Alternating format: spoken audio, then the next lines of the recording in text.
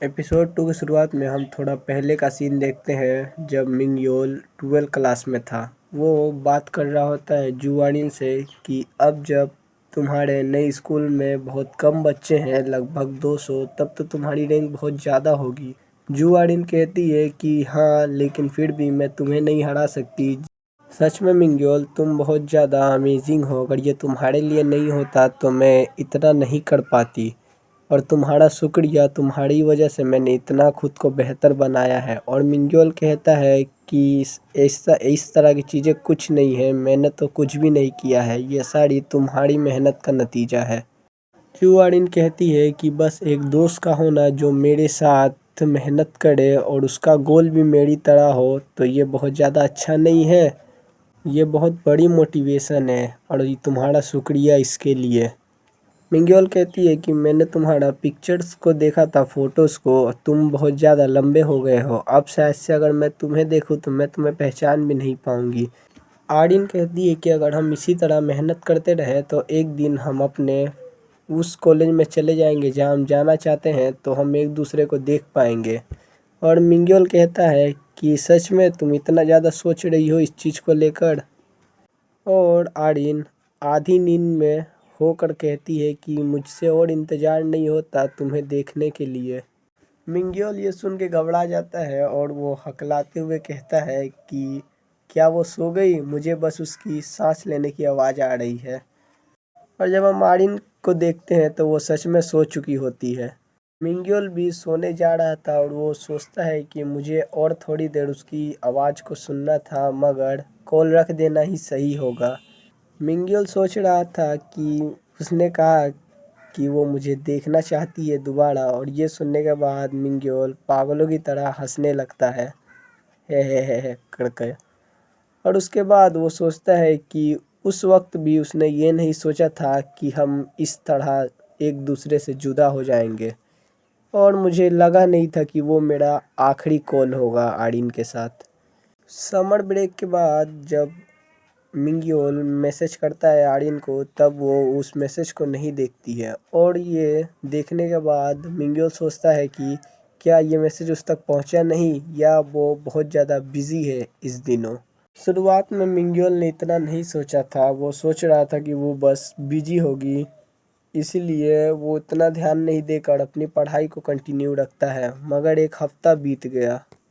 एक हफ्ता से कब एक महीना बीत गया उसे पता भी नहीं चला, और अभी तक जो आर्यन का कोई भी मैसेज नहीं आता है। तो वो सोचता है क्या उसके साथ कुछ हो गया, और वो फिर उसे कॉल करने की कोशिश करता है तो जो आर्यन कॉल भी नहीं उठा रही थी, तो उसे चिंता होने लगी थी।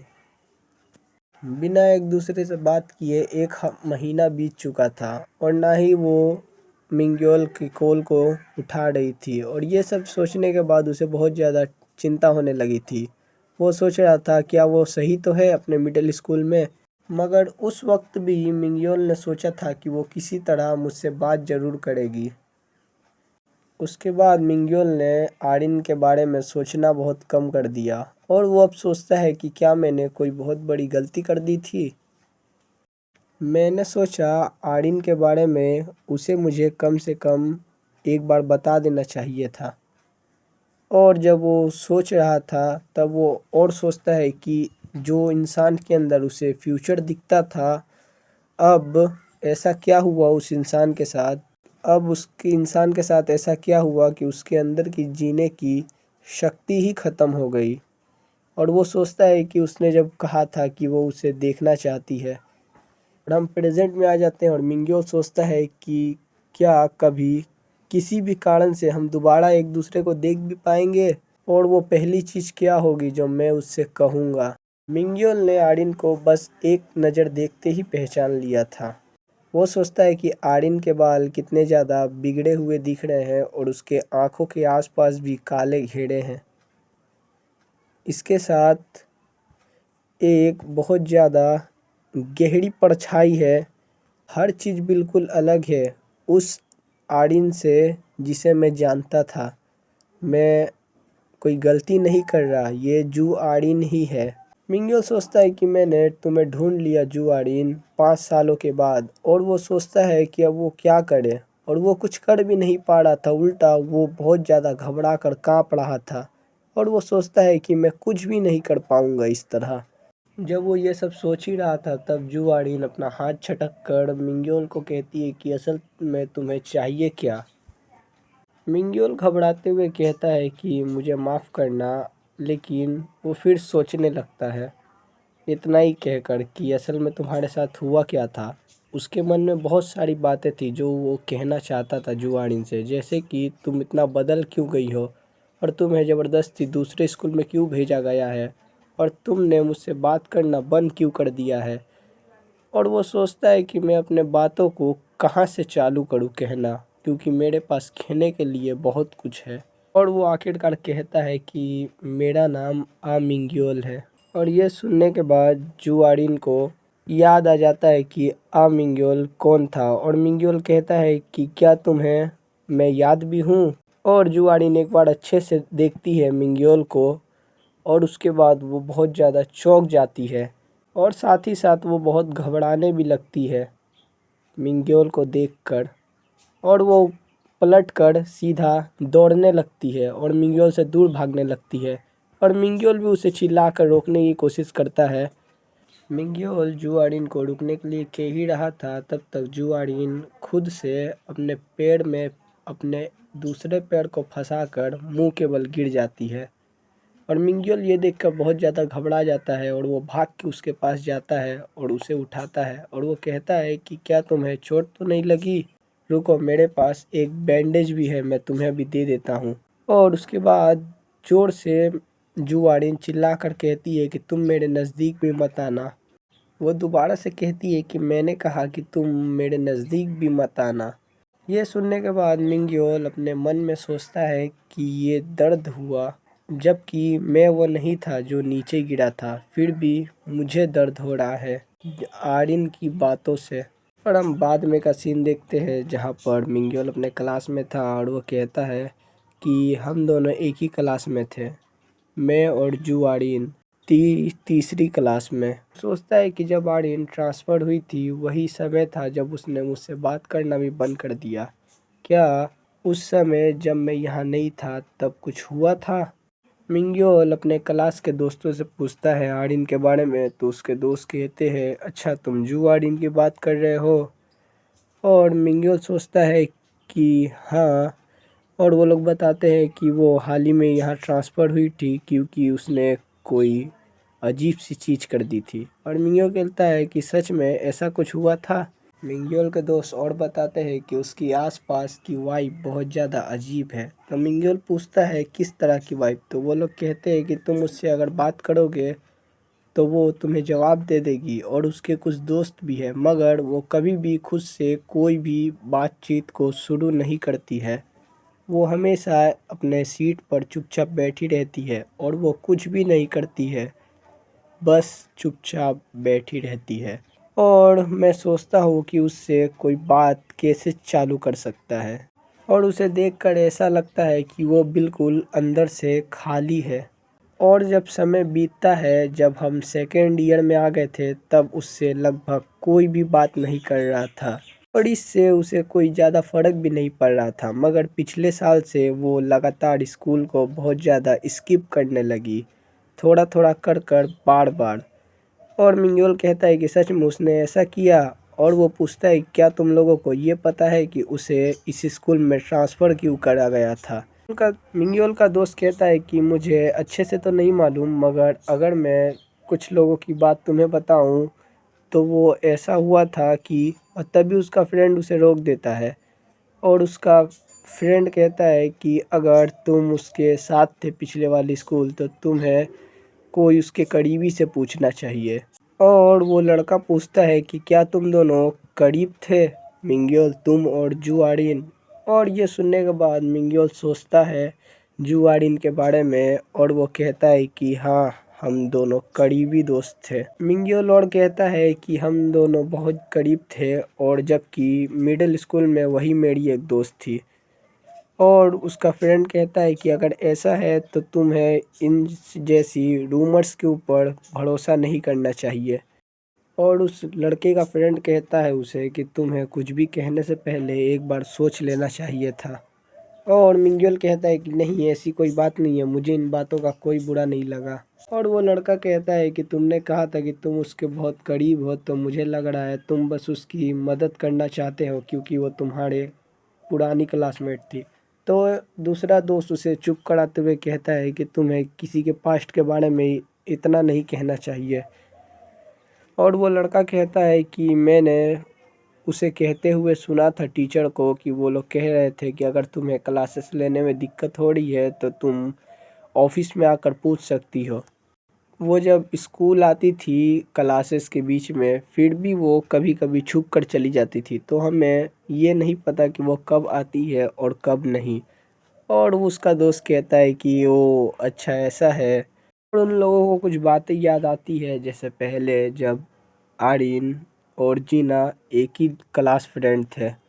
और वो बताता है मिंग्योल से कि ये दोनों क्लास फ्रेंड थे और तुम्हें कुछ जानना है तो तुम जीना से जाकर पूछ सकते हो क्लास 2 की, वो शायद से तुम्हें कुछ बता दे। और ये सुनकर मिंग्योल बहुत ज़्यादा खुश हो जाता है और वो कहता है कि शुक्रिया, मैं उसी से जाकर पूछ लेता हूँ। और हम क्लास 2 का सीन देखते हैं। वहाँ पर कुछ लड़कियाँ जीना से बात कर रही थी कि जो नया स्टूडेंट आया है तो वो बहुत ज़्यादा हैंडसम नहीं लगता, और जीना तुमने कहा था कि तुम दोनों एक ही मिडिल स्कूल में जाते थे तो तुम दोनों बहुत करीबी हो गए।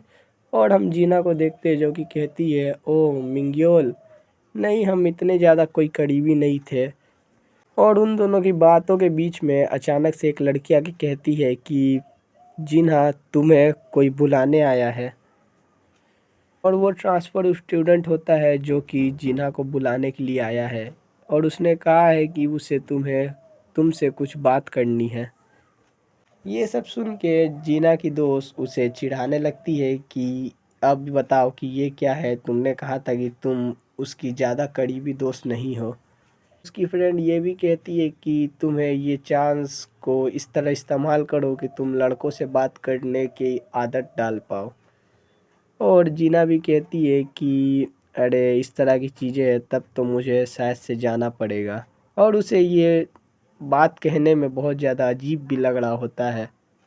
और वो जब जाती है उसके पास तो पिंग्योल कहता है कि मुझे तुमसे जानना था कि पहले क्या हुआ था।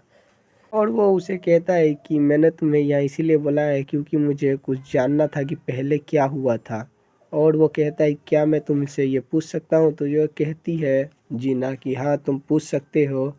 और तुम किस चीज़ के बारे में जानना चाहते हो। जीना कहती है कि कुछ पूछने से पहले तुम मुझे बताओ, क्या तुम्हें मैं याद हूँ।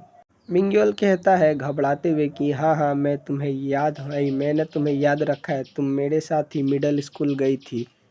और ये सुनकर जीना उतनी खुश नहीं लग रही थी, और वो बताती है कि असल में हम दोनों एक दूसरे को एलिमेंट्री स्कूल से जानते हैं। ये सुनकर मिंग्योल बहुत घबराने लगता है, और जब वो बताती है कि हम दोनों साथ में एलिमेंट्री स्कूल में थे और तुम्हें ये याद भी नहीं, तो मिंग्योल बस कहता है कि हाँ हाँ ये बस बहुत पुरानी बातें हैं, तो मैं थोड़ा सा भूल गया था। और वो कहती है कि चलो कोई बात नहीं, तुम्हें क्या जानना है इसके बारे में बताओ। और आर जिन और बताती है कि हाँ ऐसा ही है क्योंकि तुम मुझे याद नहीं रखे, क्योंकि एलिमेंट्री स्कूल में तुम बस आर्यन से ही चिपके रहते थे। और मिंग्योल कहता है हाँ मैं आर्यन के साथ कुछ ज़्यादा ही रहता था, और मिंग्योल को आर्यन के ही बारे में जानना था। और ये सुनकर जिन थोड़ा सा चौंक जाती है। और मिंग्योल बताना चालू करता है कि असल में कुछ समय पहले वो आर्यन से टकराया था, और उसे देख के लग रहा था कि उसके साथ कुछ हुआ है। क्या तुम्हें ये मालूम है कि वो इस तरह की हरकतें क्यों कर रही है। और वो कहती है कि तुम उसे देख चुके हो। और वो कहता है कि हाँ मैंने उसे देखा था, और वो बहुत अलग लग रही थी, मुझे वो बिल्कुल उस तरह नहीं लग रही थी जैसे हम पहले हुआ करते थे। और ये सुनकर जिन भी थोड़ा घबराती है, और जब पूछता है मिंगयोल कि तुम्हें मालूम है उसके साथ क्या हुआ था कि वो ऐसी बन गई, और वो बताना चालू करती है कि पहले ट्रांसफ़र होने से पहले उसके साथ क्या हुआ था। तब हम देखते हैं कि मिंगयोल बहुत ज़्यादा शॉक था। जिन कहती है अगर मैं तुम्हें ये सब बता दूँ तब क्या तुम्हें उसके ऊपर भरोसा भी होगा? तो मिंगयोल कहता है कि हाँ, मुझे उसके ऊपर बहुत भरोसा है। और वो जिन कहती है तुम्हें तब भी उसके ऊपर भरोसा होगा अगर उसने कोई बड़ा क्राइम किया हो? मिंगयोल बिल्कुल घबरा जाता है और वो कहता है कि तुम असल में किस चीज़ के बारे में बात कर रही हो? जू आरिन बिल्कुल इस तरह की इंसान नहीं है जो कि किसी तरह का क्राइम भी करे। और वो कहती है कि तुम्हारे हिसाब से वो किस तरह की इंसान है? यह सुनकर मिंगयोल शॉक हो जाता है और जिन आगे कहती है कि तुम उसके बारे में जानते ही क्या हो? मैं उसके साथ पहले बहुत समय तक दोस्त थी, मगर फिर भी मैं सच में उसके बारे में ये तक नहीं जान पाई कि उसने इस तरह की चीज़ें क्यों की, और तुम्हारे बारे में तो बिल्कुल भी नहीं। मिडिल स्कूल से लेकर आज तक मैंने उसके बारे में कुछ भी नहीं जाना। मैं बस उसकी फ्रेंड थी और उसने अपने बारे में एक भी शब्द नहीं कहा, ना ही उसके फैमिली के बारे में, ना ही उसकी कोई पुरानी स्टोरी, और उसके बारे में ज़रा सा भी नहीं।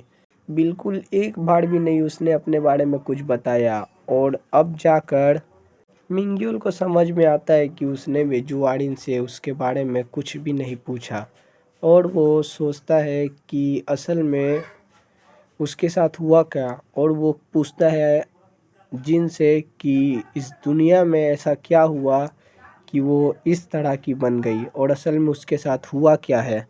जिन कहती है कि मुझे ज़्यादा डिटेल्स के बारे में तो नहीं पता, मगर हमारे फर्स्ट ईयर के शुरुआत में एक स्कूल के अंदर किसी ने अपनी जान ले ली थी, और उसी स्कूल के अंदर जू आरिन भी पढ़ती थी।